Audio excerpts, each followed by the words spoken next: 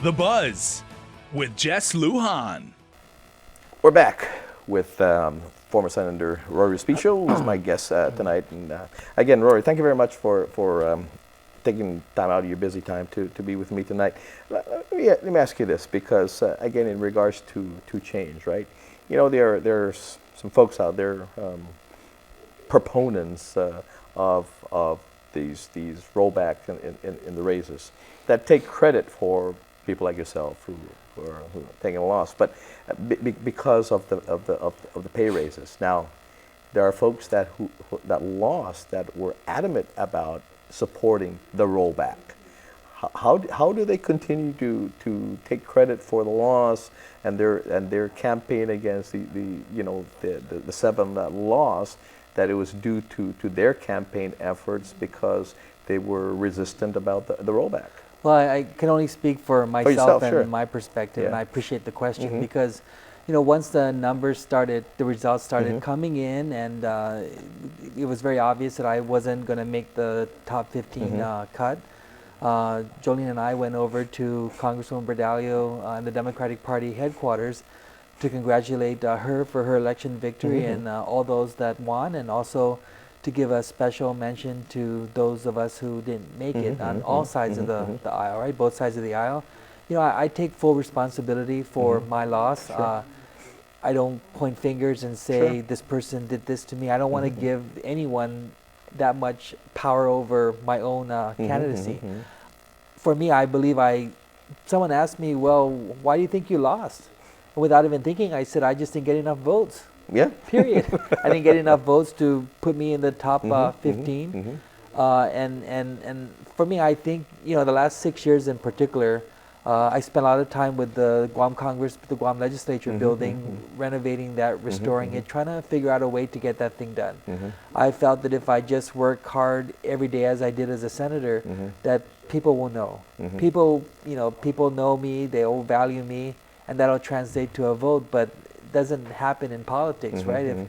If a politician is not going to promote themselves, then people won't know. Sure.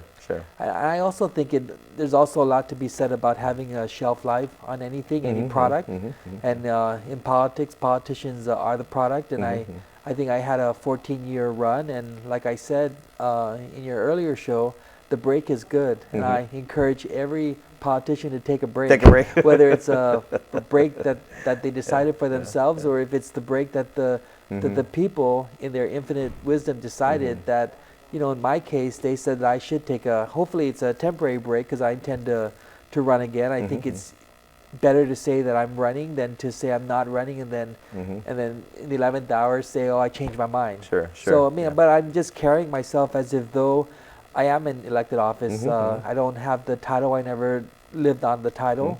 I don't have the trappings of office, which I never really aspired for.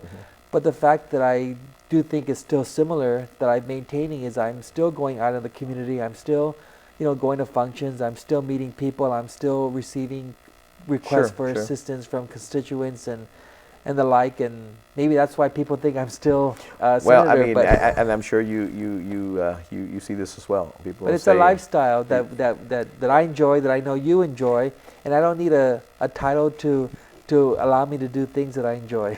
Yeah, they call you Rory. That's your title. Yeah, that's my title. That's what I tell them. Your title. But, I mean, maybe you have a reason to protest the election commission, myself, because everybody I ran into, I voted for you. Everybody voted for you, right? You don't run into anybody that didn't vote for you. So, you know what? Why did I know this? I would have protested like that. But no, it's great to be able to see the other side and how that operates as well, and to.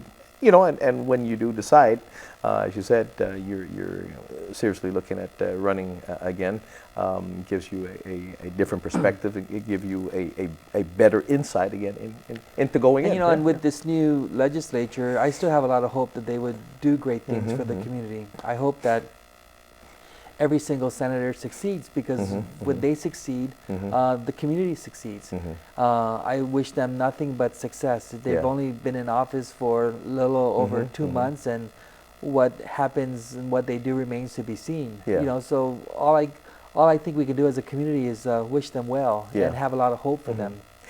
You know, I'm optimistic, and I'm hoping things will change because you have some new members as there. I'm hoping things will change. I hope that that their leadership doesn't take them down this road in polarization, because I'm seeing and I'm tasting that this legislature, this 34th Guam legislature, is a lot more polarizing than previous legislatures. That's what I'm that's what I'm sensing. Yeah, and I look at that. I look at Speaker B.J. Cruz. I look at the Majority Leader, Tom Atta, and I often wonder why they're allowing Mike Nicholas to do what he's doing. You know, I've never, as Rules Chair, I've always tell people I'm only one vote. My decisions can be challenged all the time. Sure. If majority of the Committee on Rules members say that I shouldn't have done what I did, then they'll overrule my decision, and that happens very rarely. But when it does, you just have to accept the will of the body. What I've done in my observation with Mike Nicholas and how I've observed him over the years is that, you know, he just cannot accept the will of the body, and he thinks he's a one-man show. And you see it even when bills don't pass. He'll put on Facebook what he believes the motivation of other senators are for not voting for his bill. And I think that's really wrong. I think that it's wrong because you have to operate as if though you're one of 15. You stand out and you be an individual, but you gotta also accept the will of the body, and maybe not just go along to get along, but when the body speaks, then just don't. And there are different perspectives, and it's not all yours. I mean, you know, how many times have you introduced a bill? Numerous, quite a lot of times you introduce bills, but as well as you thought it over, as well as your staff, has come through first, second, third, fourth, fifth drafts. There's always additions. There's always amendments that you come up there and say, you know, I didn't even think of that. There's nothing that Mike Nicholas has done as a senator that's substantive or that's been productive. I have not seen that. I have not seen that myself. I don't even know if there's any bill that he's even got to pass, or any bill that passed that actually was signed into law. Like I said, the one thing that I can go with, that I know, okay, and as listening and seeing how actions and whether things are getting done, is I know that he's a polarizing figure. That's what he is. Well, but he lost $30 million in a refinancing measure because he just wanted it his way or no way. He didn't have a public hearing on a bill for 7 months, and it was by the time that bill was passed, because Gita came out and said you're losing millions of dollars. We kind of had to force that situation. There was an issue of the GMH. They needed $35 million. It ended up being a $45 million bond because there was no other option on the table. He refused to hold a public hearing. Now, as Committee on Rules Chair, you know, he's doing things on his own. And I saw that the agenda he put out, there's a section there that says bills eligible for placement on the agenda. You know, my question to those senators who sit on the Committee on Rules is, what happens if Mike Nicholas, as Rules Chair, doesn't clear a bill to be put on the agenda? A motion cannot be made to put that bill on the agenda. You know, and don't get me wrong, bills get put on the agenda when they've been vetted, gone through the public hearing process.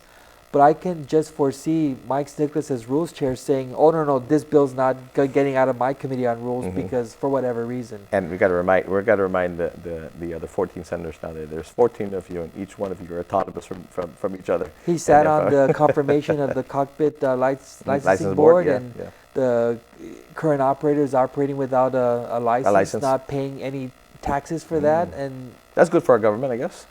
Well, I just wish I had the time or resources to quantify dollar-wise how much Mike Nicholas has cost the people of Guam. And all those people who support him on Facebook and stand up for him, really ask them if that's really the kind of leader that they want. There we go. Yeah. Take a quick break, then we'll be back.